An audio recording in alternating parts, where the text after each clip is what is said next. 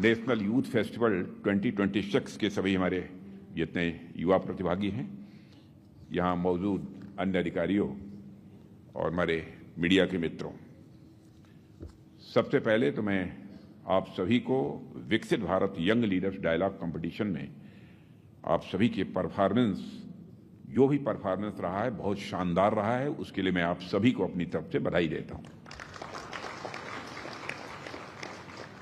यदि आपका परफॉर्मेंस शानदार न रहा होता तो मैं समझता हूं कि आज यहां पर आने का अवसर भी न मिलता। और वैसे आप सबके बारे में थोड़ी बहुत जानकारी मुझे पहले भी दी गई है, तो मैं सच बतलाना चाहता हूं आपके परफॉर्मेंस के बारे में, आप सबके बारे में जो थोड़ी बहुत जानकारी मुझे दी गई है वह सुनकर मुझे अच्छा लगा। यह मत समझ लेना कि मैं उत्तर प्रदेश का हूं इसलिए अच्छा लगा। ठीक है, प्रशासनिक दृष्टि से राज्यों का विभाजन हुआ है। हम चाहे कि हिंदुस्तान के किसी भी राज्य में रहते हों, हम भारत के नागरिक हैं, हम भारत माता की पूजा करते हैं। यह भाव बराबर हम सबके चित्त में रहना चाहिए। अलगाव का भाव, जिसे कहते हैं ना सेंस ऑफ सेपरेशन या कभी कभी सेंस ऑफ एलिनेशन भी पैदा करता है। तो पूरा भारत एक है, ठीक है। प्रशासनिक दृष्टिकोण से प्रशासन की व्यवस्था को चलाने के लिए कई राज्य इस हिंदुस्तान में हैं। फिर किसी राज्य का होने का गौरव नहीं, बल्कि हम भारत देश के नागरिक हैं, यह भाव हम सबके मन के अंदर होना चाहिए। मुझे बतलाया गया है folk song, folk dance, story writing, painting और पोएट्री राइटिंग जैसे फील्ड्स में आपका जो परफॉर्मेंस रहा है, और उन सब सारे परफॉर्मेंसेस को देखने के बाद, आपके अचीवमेंट्स के देखने के बाद मैं कह सकता हूं, भले ही आपकी उम्र कम हो लेकिन आप सब करिश्माई हो।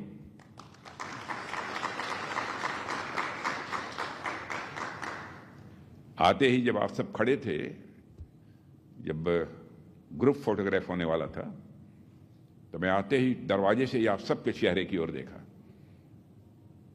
सबके चेहरे पर मुझे चमक दिखाई दी, माने एक सेंस ऑफ कॉन्फिडेंस दिखाई दिया, आत्मविश्वास का भाव। और जब तक व्यक्ति के अंदर आत्मविश्वास न हो तो जीवन में वह जो कुछ भी हासिल करना चाहता है नहीं हासिल कर सकता है। तो मुझे लगा कि आत्मविश्वास है, और ये बच्चे जो भी तय करेंगे उसे हासिल करके ही दम लेंगे। इनके अंदर वह कुवत है, वह प्रतिभा है, वह ताकत है। और विकसित भारत बनाने में भी आपका एक मेजर कंट्रीब्यूशन है, होने वाला है, नहीं है बल्कि अभी से है। और बच्चों, मैं कह सकता हूं कि आप सब ने जो इतनी कम उम्र में जो भी हासिल किया है, यह कोई छोटी आपकी उपलब्धि नहीं है। इस कंपटीशन में देश के कोने कोने से हजारों टैलेंटेड बच्चे शामिल हुए थे, जिनमें से आप सब चुने गए। यही है नीरज ना?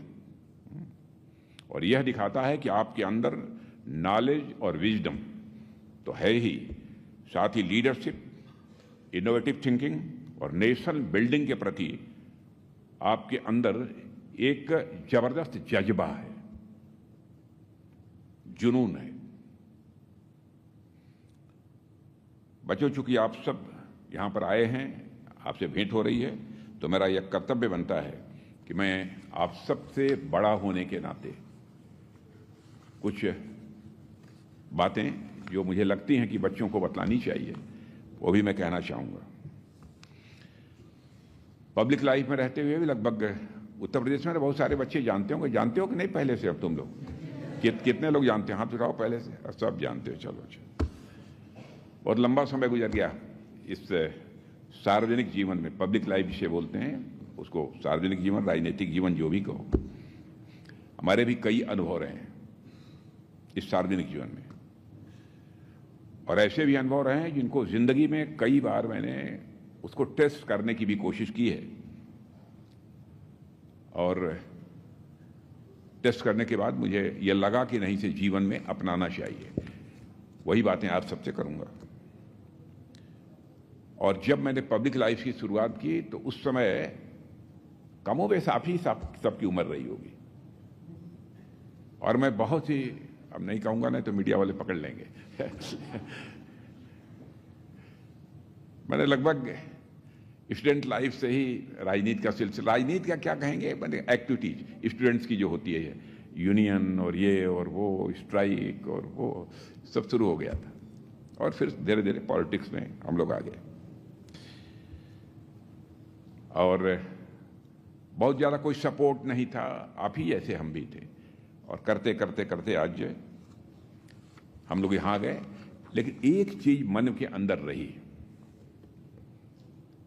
वह इसलिए रही कि हमारे पिताजी स्वतंत्रता संग्राम सेनानी थे, तो बराबर जब हम लोग सोने जाते थे उन्हीं के पास सोते थे, तो बराबर उस समय के संघर्ष की कहानियां हम लोगों को सुनाते रहते थे। स्वाभाविक है, बच्चे थे, मन के अंदर मेरे भाव पैदा हो, यह भी होता था, अच्छा पिताजी ने किया है लेकिन पिताजी से ज्यादा हम इस देश के लिए करेंगे। एक बात, और वहीं से सिलसिला शुरू हुआ जो आज हम लोग यहां तक पहुंचे हैं। लेकिन यहां पहुंचे हम कोई बड़े हो गए हैं ऐसा मत मानना। कोई व्यक्ति अपने जीवन में पद के कारण बड़ा नहीं होता, पद के कारण उसका कद बड़ा नहीं होता। मनुष्य का कद यदि बड़ा होता है तो उसकी कृतियों के कारण बड़ा होता है, उसके कामों के कारण बड़ा होता है, पद के कारण बड़ा नहीं होता। उसका व्यवहार कैसा है, उसका आचरण कैसा है, कैसे लोगों के साथ बिहेव करता है, इन सब चीजों से बड़ा होता है। और मैं समझता हूं आप सबको भी जीवन में इसे स्वीकार करना चाहिए। जिंदगी में मुसीबतें भी आती हैं, तरह तरह की समस्याएं भी आती हैं, और ये मान लो कि एक नेचुरल पार्ट है जिंदगी का, एक स्वाभाविक एक ये हिस्सा है। और कोई भी आदमी अगर सोच कर चलता है कि नहीं हमको आगे बढ़ना है, कठिनाइयां नहीं मिलेंगी, तो ये मान लो कि असंभव है। आगे बढ़ना है तो कठिनाइयां आएंगी, लेकिन कठिनाइयों पर हम विजय हासिल करेंगे, यह हौसला भी मन के अंदर होना चाहिए, अंदर होना चाहिए, यह हिम्मत होनी चाहिए। यदि विफलता मिली भी तो उसे परमात्मा का आशीर्वाद मानकर, ईश्वर का आशीर्वाद मानकर स्वीकार करना चाहिए कि कहीं हमसे कुछ हुआ है, लेकिन हम आगे फिर प्रयत्न करेंगे और ईश्वर का मुझे आशीर्वाद प्राप्त होगा। और जब मैं ईश्वर की बात करता हूं यहां पर बैठकर, तो कुछ ऐसे सो कॉल्ड प्रोग्रेसिव्स हैं जो है कहते हैं कि पता ये सब क्या बातें करते हैं, ये कोई बात है बच्चों? आज जब देश दुनिया इतनी आगे जा रही है, इतनी प्रोग्रेसिव है, तो यहां पर ये लोग इस स्तर पर यह सब बात करते हैं। लेकिन बच्चों, जीवन में मानकर चलना कि कोई न कोई सुपर पावर है जो होल यूनिवर्स को गवर्न कर रही है, ठीक है ना? बराबर उससे डरते रहना।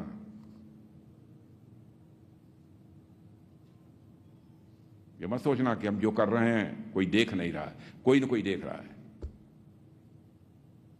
बराबर कासत रहना चाहिए इस मामले में। हम क्या सोच रहे हैं इसका भी हमारे व्यक्तित्व पर प्रभाव पड़ता है।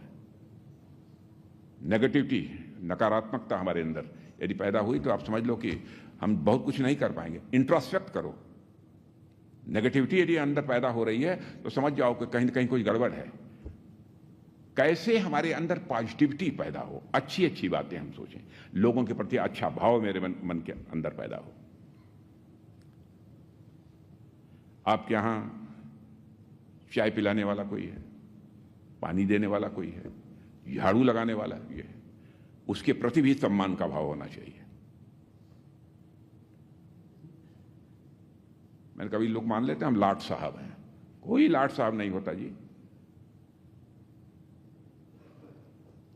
समझ गया कि नहीं? घर में इस बात का ध्यान रखो। सब बराबर है, सब इंसान है। यह भाव अपने मन के अंदर पैदा करना। सभी ईश्वर की ही कृति हैं। All are creation of God. हम भी उसी के हैं, वो भी उसी के हैं। कैसे कोई छोटा बड़ा कैसे हो सकता है? इसमें बहुत चीज़ें इधर उधर की भी लिखी हैं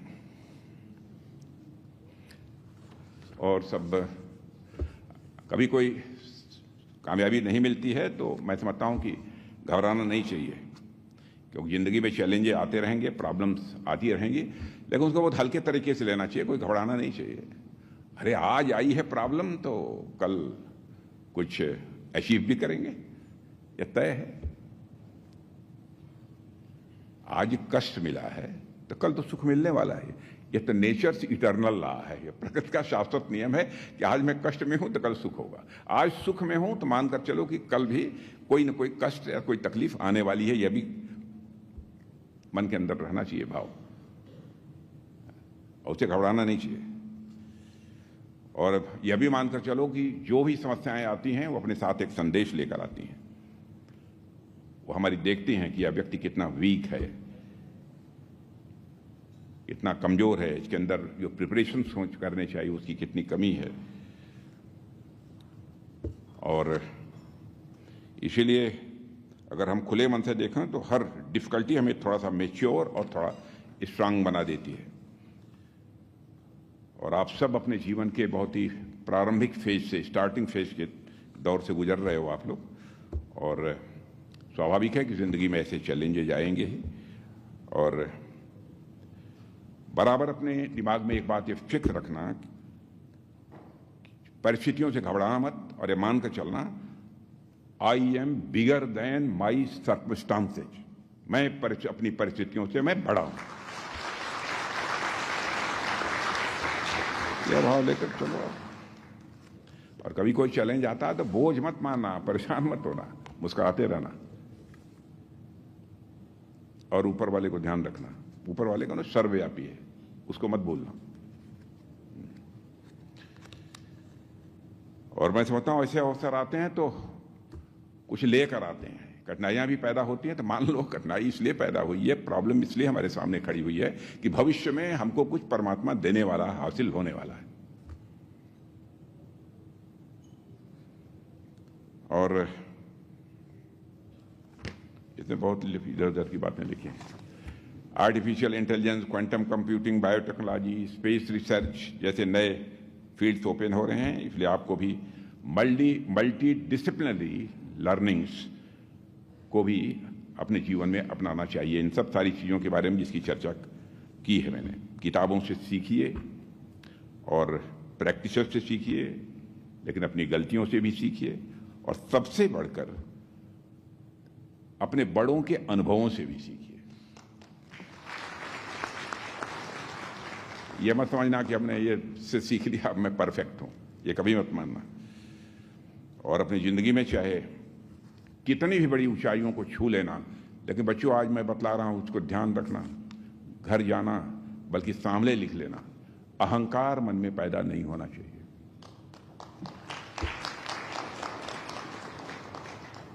रंच मात्र भी अहंकार पैदा हुआ तो समझ लो बच्चों साफ। मैं उत्तर प्रदेश की भाषा में कह रहा हूं, बच्चों साफ। क्यों बोलते हैं ना, कभी नहीं पैदा होना चाहिए। और मैं तो बच्चा बराबर लोगों को उदाहरण भी देता हूं कि मान लो किसी भी नंबर के पहले अहंकार के ह के ऊपर जो पॉइंट होता है, किसी नंबर के पहले लगा दो, उस नंबर की वैल्यू कम हो जाती है कि नहीं होती है। 1 के पहले पॉइंट लगा दो तो पॉइंट 1 की वैल्यू 1 नहीं रह जाती, 0.1 इज इक्वल टू 1/10। देखिए इतनी वैल्यू कम हो गई। अहंकार बहुत डेंजरस चीज है, उससे जिंदगी में आप सब बचना। और मैं समझता हूं कि आप वर्तमान के ही नहीं बल्कि बच्चों आप सब भारत के भविष्य हो, भारत के भविष्य हो। पूरे आपके गांव में, आपके क्षेत्र में सब सारे लोग होंगे, सबको साथ, अमीर गरीब, किसी जाति पंथ, किसी भी धर्म मजहब का हो, सबको साथ लेकर चलने की कोशिश करो, सबको साथ लेकर चलिए। मन में नफरत और घृणा का भाव ये किसी भी सूरत में पैदा नहीं होना चाहिए। भाषण बहुत हो गया, भोजन भी होना चाहिए। आप सबको मेरी बहुत बहुत शुभकामनाएं।